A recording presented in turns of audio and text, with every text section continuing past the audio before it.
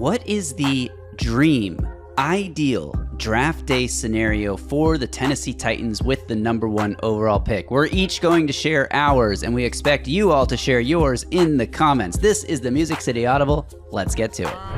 Welcome everyone to another episode of the Music City Audible podcast presented by Broadway Sports Media in partnership with 440 Sports. I'm Justin Graver. With me, as always, Justin Melo, and today we are a long ways away from the draft.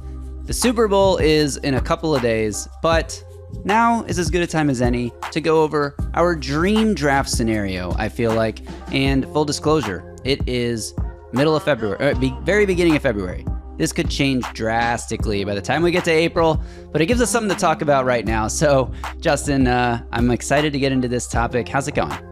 Yeah, this has been one that you and I have been kicking around already for a couple of weeks. So I'm glad we finally got to do it. Great episode here midweek of the Super Bowl, as you said. So I'm ready to present my scenario. I know it's going to be different from yours, but that's what makes for a great. You never hire people who are alike. Didn't Chad Brinker say that? Like you never want to have someone that always agrees with you. So I'm glad we disagree on this. Right. No yes men on this podcast. We tell it how it is. We tell it like we feel. I botched that. But anyway, I'm going to share mine first, and then you're going to share yours. You'll give a brief comment on mine. I'll give a brief comment on yours. This isn't going to be a super long podcast, but let's just dive right in. Dream draft scenario for the Titans. Anyone listening to this podcast knows that I love Cam Ward as a prospect, and I think the Titans should draft him with the number 1 overall pick. But that's not the dream scenario. That's a great scenario. If the Titans just make the right call and take the quarterback they like, hopefully he's the one they like. The one I like, I should say. But there are other ways because a lot of people want to trade this pick and stockpile resources. Mike Borgonzi wants to make, Chad Brinker, whoever said it, wants to make 30 picks in the top 100 in the next, Jesus Christ, no. He said he wants 30 picks over the next 3 drafts with 12 of them being in the top 100. There you go. 12 picks in the top 100, whatever. I'm botching stuff all over the place. You know what? I'm distracted by Super Bowl stuff. Anyway, I'm in New Orleans right now. It doesn't look like it because I'm at home right now, but we're recording this in advance and I'm actually in New Orleans. So anyway, let's get into the draft's dream scenario. In order to stockpile those picks and still get the guy that I think the Titans need to take to change the trajectory of the franchise, I think you could work something out. Now, this is contingent on a few things falling into place.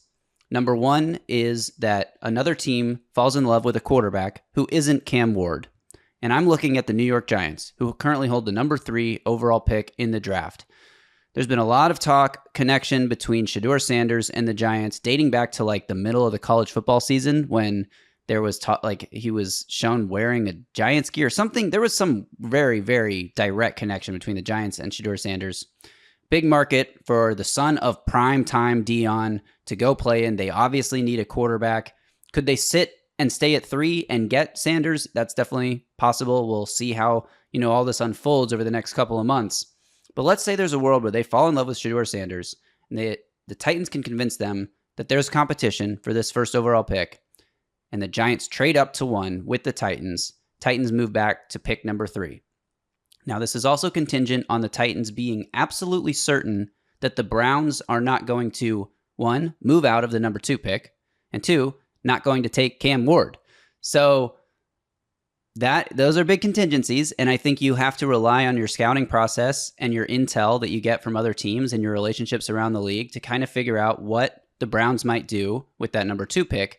But the ideal scenario, and again, this is a dream world, so I'm going to pretend like they know all of those things to be true, is the Titans trade back to 3, the Giants come up to 1, take Shedeur Sanders, the Browns take, Travis Hunter, generational player, the Titans sitting at number 3, land Cam Ward, they pick up, I don't know what the fair compensation would be to only come up 2 spots, but I think you can look at what the Bears did in the Mitch Trubisky trade where they only moved up 1 spot and they gave up a future first-round pick.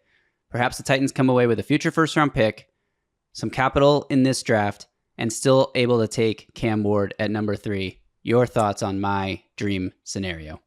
Yeah, I know it's a dream scenario, so I guess I shouldn't be too mean, but do you mind if I be a little mean? I'm not going to hurt your feelings. Is it completely outlandish to even think that this is possible? Yeah, I think it's horseshit. I think, first of all, if you really like Cam Ward and you've got conviction on the quarterback, you're going to take him at number 1. You're not going to risk moving down to miss out on the quarterback. I will say the one part of your scenario that some people might think is bullshit that I don't think is crazy. Teams do often know who the other team's going to take. Like, that is not, like, I'll give you a great example from last year. And I still can't believe this happened, but like the Buffalo Bills needed a wide receiver in the draft, right? The Kansas City Chiefs needed a wide receiver in the draft. Everyone knew that. They're direct competitors. The Bills traded the pick to the Chiefs. Chiefs came up and take Xavier Worthy. Bills knew that was going to happen. They didn't want Xavier Worthy. They wanted Keon Coleman. So they moved back. We'll take the capital. We'll take Keon Coleman. That's not going to happen with a quarterback, though, in my opinion, right? Like, I just think you're dreaming. Again, first of all, you've got such conviction on this quarterback. They would come under fire for trading back and still wanting one of the quarterbacks. I mean, how much conviction could you have if you're willing to trade back and potentially lose out on them? The Cleveland Browns have no moral, obligation to tell the Titans who they're taking or not to change their mind and trade the pick to a team that says, wow, I can't believe the Giants took Shedeur Sanders. We're going to come up and go get Cam Ward. So I don't think it's very realistic. And again, I would question if the Titans are moving out of that pick and the Giants want Shedeur Sanders, well, shit. I mean, I know your evaluation can be different, but damn, they got a good offensive-minded head coach there in Brian Daboll. Why doesn't he want Cam Ward? And why do I want Cam Ward? So I think there's a lot of questions I have about that scenario. The Titans want Cam Ward. They're going to take him at number 1. They're not trading him. I mean, that's perfectly fair, and I have no rebuttal for that outside of just saying this is a dream scenario. I'm dreaming big. If you're not going to dream big, don't dream at all, Justin.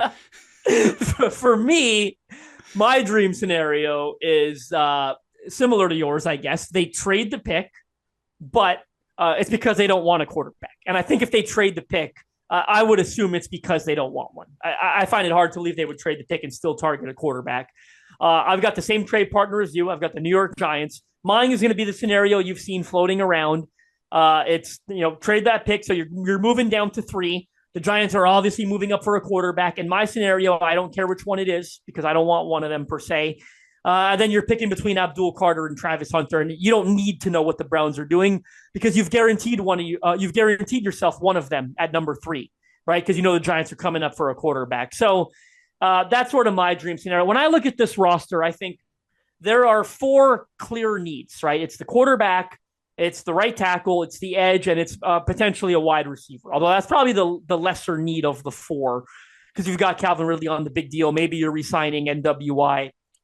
But when I look at you need 4 of those things. Right now, you've got 2 top 100 picks, and you've got 9, by the way, in the top 100 over the next 3 years. I'm counting 101, which they have this year. They've only got 8 top 100. They've got 9 if you include that 101. The best way to reach that goal is to trade down, right? And it doesn't have to be exactly 12, but if you can get to that 10, 11 range, I think you'd feel good. The way you're doing that is by trading down this year. Furthermore, forget that goal. It doesn't, they could have been just talking out of their ass. We don't know, right? But for me, the more important thing is when I look at all the needs you have, and you've only got 2 top 100 picks this year, you can't address all of them. Yes, you've got free agency. Maybe you get a receiver. Maybe you get a T. Higgins in free agency. Maybe you find a tackle, although the class of free agent tackle is not a very good one. I just don't see how you're addressing these things. And look, this might be a stupid thing for me to say, because I'm talking about addressing those needs, but I'm also ignoring the biggest one, quarterback, right? Like if you trade down, you're grabbing a bridge veteran, a Derek Carr, I don't want these guys, but a Kirk Cousins and Aaron Rodgers, like that's who's going to be available this offseason. And maybe I am an idiot, but like for me, I don't know why. It's so much more important to me to address those other needs this offseason, I guess because I don't believe, with certainty that there's a long-term answer at quarterback. I wouldn't be saying this if I thought Joe Burrow was there at number 1, but because I don't, I'm taking the different path, which is come closer to, getting your 12 top 100 picks. And and by the way, in my scenario, you're getting number 3. It's a straight swap. So obviously it doesn't count as capital. You're not even getting 34, and I don't need 34. Give me 65. They've got the first pick in the 3rd round, the Giants do. Give me 65 and give me a 2026 first. They might even get more than that. That would be enough for me because now where I'm going is I'm getting the edge or receiver at 3, right? Because I'm getting Abdul Carter or Travis Hunter, okay? At 35, I'm getting an offensive tackle, most likely, because I think there's be a good crop of them there. And then, with your own pick, 35. The Titans got 35, right? I meant to say earlier is you don't need 33 because I think the Giants have 33. Right. So at 35, your own second round pick, you're getting probably a tackle. So now you've addressed edge or receiver. You've addressed tackle. And then I think in the 60s, the pick you get from the Giants, you could address the remaining one. And all of a sudden, I feel really good about addressing those three needs with three top 65 picks. I've kicked the quarterback can down the road a year where there's going to probably be a better quarterback class. I know it's early to say that, but you look at the crop of college quarterbacks coming back, it appears to be pretty strong. And everyone's in agreement that this one, doesn't look to be that strong. So now I've got two top 10 picks next year. I mean, maybe not, but I think the Titans aren't going to be great. The Giants aren't going to be great. So I'm projecting you might have two top 10 picks the following year. And, just now I had three top 65 picks and I took edge, receiver, tackle, three premium needs on this roster. When I get the quarterback a year from now, I feel really good about what it's surrounded by. I have some pushback on your theory, but first I would like to correct something that I said about when the Bears traded up from number 3 to number 2 to draft Mitchell Trubisky. They did not get a future first. Sorry, they did not give a future. San Francisco did not get a future first in that deal. The actual deal was the number 3 overall pick, the Chicago's third round pick that year, Chicago's fourth round pick that year, and a future third round pick in the following draft. So would you still be interested in this trade? Now, granted, it's one more spot. It's 3-1, not 3-2, which at the top of the draft, that is a big jump, obviously. It is. It insinuates they would get more. Than what Chicago got. And look, I don't know. Maybe it doesn't include a future first. Maybe it includes 33 and 65 and a future third. Third of course, or future that second. Right. Like, of course, that extra first is the sweetener that you're really excited about.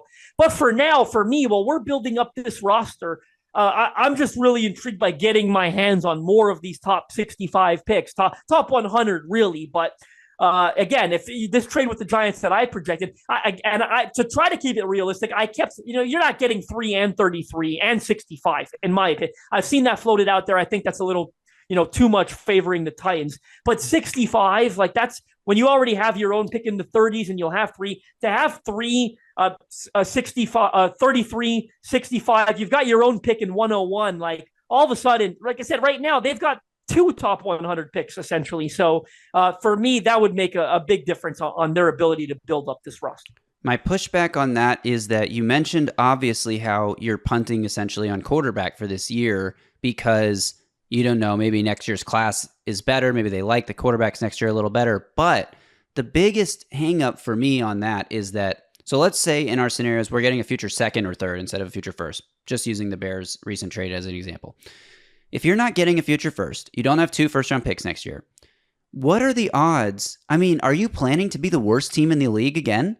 What are the odds that you can target your top quarterback in next year's class? What are the odds you can even target one of your top 2 quarterbacks in next year's class? It feels like everyone around the league that needs a quarterback is thinking, oh, we'll just wait for next year, except for maybe the 2 teams that get Cam Ward and Shedeur Sanders. And if that is the case, my opinion, wouldn't you rather have your pick of the quarterbacks in a year that is perceived as being a little less strong than having like the 3rd or 4th pick of the quarterbacks next year? And if you say, oh, well, maybe next year you trade up, so you go get the quarterback you really love. Well, to do that, you're sacrificing all the draft capital that you claim to be stockpiling because you need all these 12 top 100 picks over the next 3 years. If you want to move up in the first round next year to get your quarterback, you're giving up those top 100 picks that you just stockpiled, and the whole point is moot. Why not just take the quarterback this year when you are already sitting at the top of the draft, when there is a prospect to fall in love with? Biased, subjective, maybe.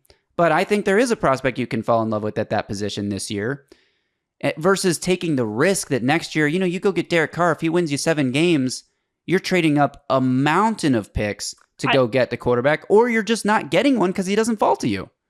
What I will say about that, and I totally get that, and if you don't get a first from the Giants in our projected trade down, that becomes a bigger problem, right? Because now you don't have as much capital to move up, or you don't have as much eggs in the basket of, well, we don't need to be bad. What if they're bad? That's good enough for us to get our quarterback. I will say, I think the misconception is that they need to get the guy at number 1. right? If next year's class is deeper, I look at the Falcons who got Penix at 8. I look at the Vikings who were in that middle road with Kirk Cousins. He got hurt, but they were in that middle road and they got J.J. McCarthy at, I think, 10. The Broncos got Bo Nix at 12. Like if this year's class, and I don't think Arch Manning is going to come out next year, but if he does, that's the obvious, as you were the Texas, that's an obvious number one. But, maybe it's Drew Aller at 7. Maybe it's Garrett Nussmeier at 9. Maybe it's the Tennessee Vols quarterback. Like, I think next year's class, and it's certainly not a guarantee, but there's a chance where it's going to be deep enough that worst case scenario, if you're taking the 3rd or 4th best quarterback, it might even be better than this year's first quarterback, because don't say it's crazy, because that's what everyone thinks about from last year's class, right? Like, I think there's no doubt that the first 3 or 4 quarterbacks off the board last year all would have gone number 1 this coming year. No doubt about it. And maybe you can extend that number to a 4. Like I said on the last pod, I think J.J. McCarthy would go number 1 if he was in this class. And I do. People really like J.J. McCarthy.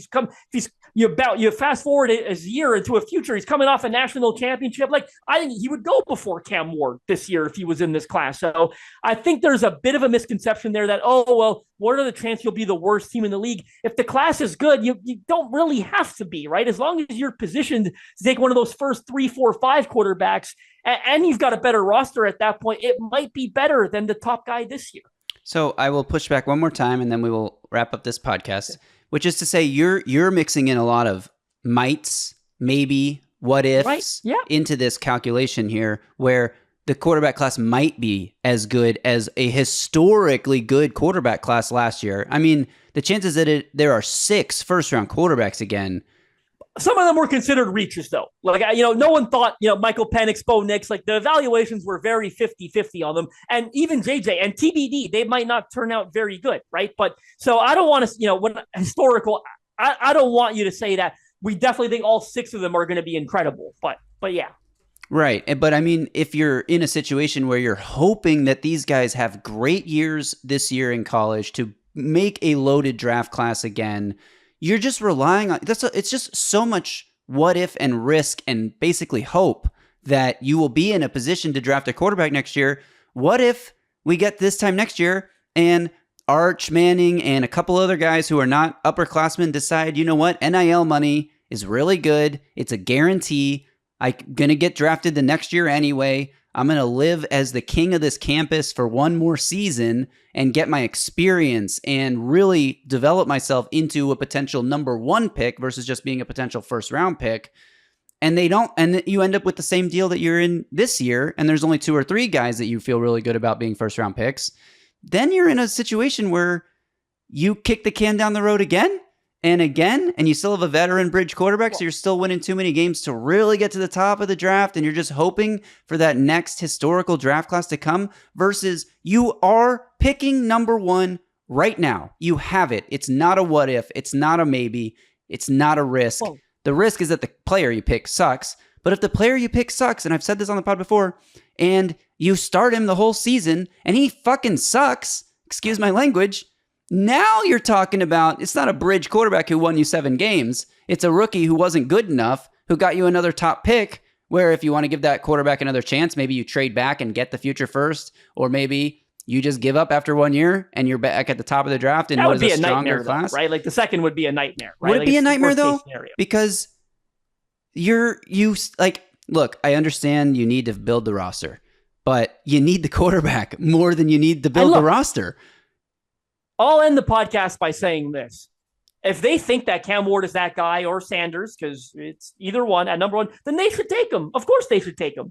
What I'm saying is if they have any doubt, I'm okay playing the ifs, the maybes, the what ifs, kicking the can down the year. Because you know what? You know what's worse than kicking the can down a year? It's taking the guy that's going to set you back 4 or 5 years. Because that's what happens when you miss on another. When you miss on Jake Locker, it sets you back 4 or 5 years. When you miss on Vince Young, it sets you back 4 or 5 years. That's what happens to the Tennessee Titans, right? Because when you draft one that early, you've got to give them time. I mean, how many times have we seen them? Josh Rosen, the only one I can think of where he didn't get time. Trey Lance, Zach Wilson, 2-3 years. They still took time that they got time they didn't deserve because they took them so early, right? So it's like, for me, if there's any doubt, I rather play the what if maybe next year, hopefully next year's class is better. I rather play that game then take the guy at number 1. If they've got conviction, obviously they should take him. I might disagree with their conviction, but if they've got conviction, they should do it. What they should not do is say, damn it, we're picking number 1. We need one. Let's just grab one, even if we're bullish on them. I will close this by saying there's always doubt with a draft prospect. There's always some level of doubt. Andrew Luck only comes around. Peyton Manning only comes around once every 20 years. But you've got to feel good about, it's easy for you and I to have doubts when it's not our jobs on the line. When I'm doing the job and I'm getting $3 million a year, I've turned over every leaf. Yeah, there's no exact science to it, but when my career is literally on the line, then I've got to do all my friggin' homework and make sure I believe in the guy I'm taking. That's what I'm saying. I agree. So we agree the dream scenario is to just draft Cam Ward however you can. No, we don't agree, but that's okay. You don't always have to agree. Like we said, no yes men on this show. All right, that'll do it. Thanks everyone for tuning in. Drop in the comments below who won, whose dream scenario is better, and take realisticness out of it. Okay, it's a dream scenario. We are literally sleeping and Graver thinking knows of he these lost things. because he traded back for Cam Ward. That's why he's saying that. I would rather take Cam Ward at 1 than trade back to 3 and take Abdul Carter, and he has 7 sacks as a rookie, and it's oh cool, we have a fun pass rusher. Cool. Give me the exciting quarterback all day. Even if he ends up being bad, I'd rather watch him for 2 years, make exciting plays, mixed in with boneheaded plays, and just have the fun of that. And that was so much fun this past year. That was and the so hope much fun. that he can be good again, as we said on the last podcast. There was one word that describes the Titans 2024 season. It's fun. Do you know how many touchdown passes Will Levis threw his last year of college? 19. Cam Ward threw 39. All right, that'll do it. There we go. Subscribe to the podcast, Music City Audible. Give this video a thumbs up, drop a comment below who won this conversation, this dream scenario competition, whatever. We're going to keep talking draft. We're going to get into free agency here. Super Bowl is this weekend, and then everyone's in the offseason. We're going to start looking at the free agent class and guys the Titans can address. We're going to start maybe doing some film breakdowns on these top prospects. I think, Justin, correct me if I'm wrong, timing-wise, between now and the draft, we should certainly be able to do Cam, Shedeur, Travis Hunter, and Abdul Carter as film breakdowns. We'll see how our schedules allow that to become reality, but that is the plan for us, and lots of deep dives on lots of different prospects. We're not just going to focus the whole draft offseason on the number 1 pick because the Titans have a bunch of picks. So we're getting into all that here over the coming months. Thanks everyone for tuning in. We'll be back next week. Until then, you all stay safe out there and tighten up.